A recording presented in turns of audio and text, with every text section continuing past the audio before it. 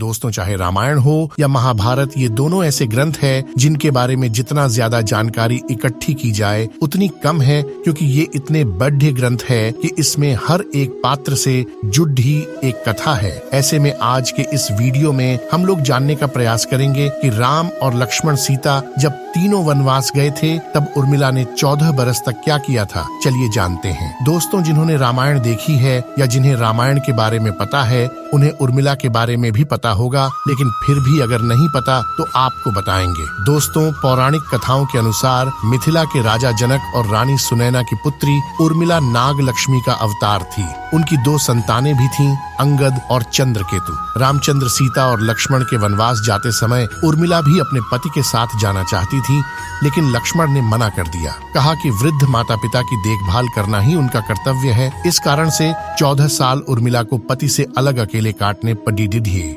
लेकिन उर्मिला ने इन 14 वर्षों तक क्या किया, अगर आप जानते हैं तो कमेंट में अपने विचार जरूर पेश कीजिएगा। अगर नहीं तो बने रहिए इस वीडियो में हमारे साथ अंत तक। दोस्तों, पौराणिक कथाओं के अनुसार रामायण में बताया गया है कि राम, लक्ष्मण, भरत और शत्रुघ्न के जन्म के वक्त राम, भरत और शत्रुघ्न अन्य बच्चों की भांति कुछ देर रोने के बाद चुप हो गए थे, लेकिन लक्ष्मण रोते ही रहे। फिर उसके बाद जब उन्हें राम के बगल में लिटाया गया तब जाकर उनका रोना बंद हुआ। तब से वह हर वक्त राम की परछाई ही बनकर रहे। लक्ष्मण जी के लिए राम ही माता पिता, गुरु भाई सब कुछ थे और उनकी आज्ञा का पालन ही उनका मुख्य धर्म था। वे सदा उनके साथ छाया की तरह रहते थे। भगवान श्री राम के प्रति किसी के भी अपमान सूचक शब्द को ये कभी बर्दाश्त नहीं करते थे। वास्तव में लक्ष्मण का वनवास राम के वनवास से भी अधिक महान है। जब राजा दशरथ ने भगवान राम को 14 वर्ष के वनवास का आदेश दिया तो लक्ष्मण ने भी अपने अग्रज के साथ वन में जाने का निर्णय ले लिया। राम के वनवास जाने के समय उर्मिला भी एक पतिव्रता स्त्री की तरह अपने पति लक्ष्मण जी के साथ जाना चाहती थी, लेकिन लक्ष्मण जी ने उन्हें ले जाने से इनकार कर दिया। उर्मिला ने बहुत मिन्नतें की, वह अपने पति की सेवा करना चाहती हैं, पति के हर दुख सुख की साथी बनना चाहती हैं, पर लक्ष्मण जी ने कर्तव्य और धर्म की दुहाई देकर देवी उर्मिला को वन जाने से रोक दिया। लक्ष्मण के मुताबिक, मैं अपने भ्राता राम और भाभी सीता की सेवा करने के लिए जा रहा हूँ। मैं नहीं चाहता कि मेरी सेवा में कोई भी कमी रह जाए। लक्ष्मण ने उर्मिला से यह कहकर इनकार कर दिया कि अयोध्या के राजा को और माताओं को उनकी आवश्यकता है। उर्मिला के लिए बहुत कठिन समय था। उर्मिला ने दिल पर पत्थर रखकर लक्ष्मण जी की बात मान ली और वह उनके साथ नहीं गई। जब लक्ष्मण जा रहे थे तभी से सबसे विकट क्षणों में भी उर्मिला आंसू बहा सकी, क्योंकि उनके पति लक्ष्मण ने उनसे एक और वचन लिया था कि वह कभी भी आंसू नहीं बहाएगी, क्योंकि अगर वह अपने दुख में डूबी रहेगी तो परिजनों का ख्याल नहीं रख पाएगी। ऐसे में जबकि वह नववधू थी और उसके जीवन की तो अभी अभी शुरुआत ही हुई थी। लक्ष्मण के वनवास जाने के बाद उर्मिला के पिता अयोध्या आए और उर्मिला को मायके चलने का अनुरोध करने लगे, ताकि माँ और सखियों के सिंध उर्मिला का पति वियोग का दुख कुछ कम हो सके। परंतु उर्मिला ने अपने मायके मिथिला जाने से इनकार करते हुए कहा कि पति की आज्ञानुसार पति के परिजनों के साथ रहना है और दुख में उनका साथ छोड़ना उसके लिए अधर्म है। यह उर्मिला का अखंड पतिव्रता धर्म था। वन में जब राम और सीता अपनी कुटिया में विश्राम कर रहे थे तो लक्ष्मण प्रहरी के रूप में कुटिया के बाहर पहरा दे रहे थे। तभी रात में उनके समक्ष निद्रा देवी प्रकट हुई।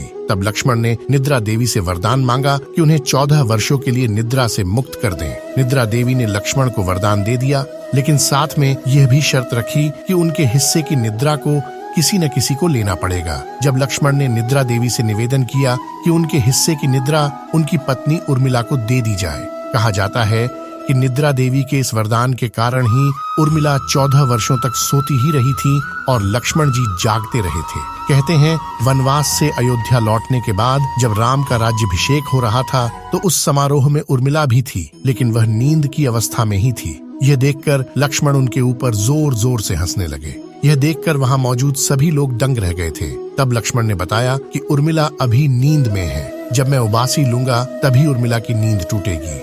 यह सुनकर सब लोग हंसने लगे और उर्मिला आहत होकर वहां से चली गई। रामायण के एक रोचक किस्से में यह भी बताया गया है कि जब लक्ष्मण जी वन से आए और पत्नी के कक्ष में गए तो उन्हें देखकर पत्नी भयभीत हो गई और पहचानने से इनकार कर दिया। इसकी वजह यह 14 साल तक उर्मिला सोती रही थी और इतने दिनों लक्ष्मण जी को उन्होंने देखा भी नहीं था। रावण के वध के बाद श्री राम, सीता और लक्ष्मण वापस अयोध्या लौट आए और वहाँ प्रभु श्री राम के राज तिलक की तैयारी होने लगी। उस समय लक्ष्मण जोर जोर से हंसने लगे। तब लक्ष्मण से इस हंसी का कारण पूछा तो उन्होंने जो कहा कि सारी उम्र उन्होंने इस घड़ी का इंतजार किया था कि मैं अब श्री राम का राज तिलक होते हुए देखूंगा, लेकिन अब उन्होंने निद्रा देवी को दिया गया वचन पूरा करना है जो उन्होंने वनवास जाने से पहले दिया था। दरअसल निद्रा देवी से उन्होंने कहा था कि वह 14 वर्ष उन्हें परेशान नहीं करेंगी और उनकी पत्नी उर्मिला उनके स्थान पर सोएगी। निद्रा देवी ने उनकी यह बात एक शर्त पर मानी थी कि जैसे ही वह अयोध्या लौटेंगी उर्मिला की नींद टूट जाएगी और उन्हें सोना होगा। लक्ष्मण इस बात पर हंस रहे थे कि अब उन्हें सोना होगा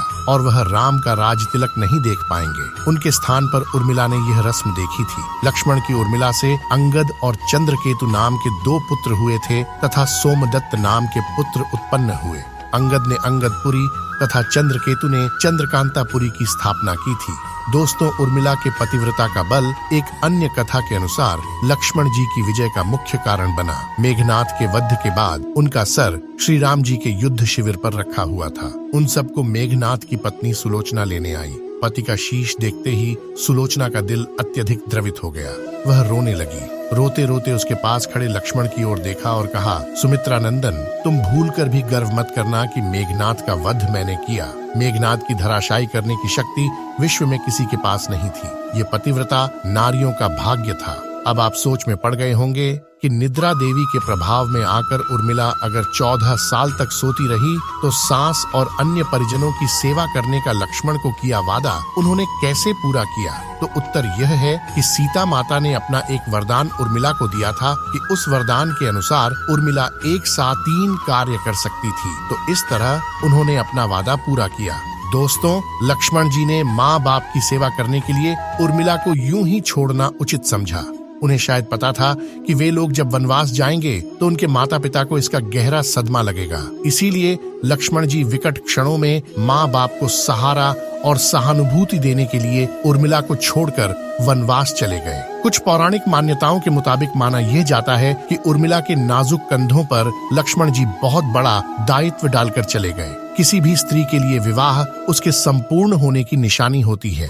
वैवाहिक जीवन के वह अनमोल पल, वह जीवन सरिता जो कोई भी नववधू अपने पति के साथ गुजारती है या गुजारना पसंद करती है, शायद वह पल उर्मिला के नसीब में नहीं थे। इस दुनिया की कोई भी नववधू अपने पति से कुछ समय के लिए दूर नहीं रह सकती। देवी उर्मिला अपने पति से 1 नहीं, 2 नहीं, बल्कि पूरे 14 साल अलग रही। भला किसी नवविवाहित स्त्री के लिए इससे बड़ा त्याग और समर्पण क्या हो सकता है? इसीलिए इतने सारे त्याग, बलिदान और कष्ट सहने के बावजूद भी वचनों में बंधी देवी उर्मिला रामायण में नेपथ्य में रही। उर्मिला ने जो सहा शायद आज की कोई स्त्री ऐसा कर पाए। इसीलिए वर्तमान की दृष्टि से देखें तो उर्मिला रामायण की सबसे अतुलनीय और पवित्र पत्नी के साथ साथ त्याग, बलिदान और समर्पण की देवी है।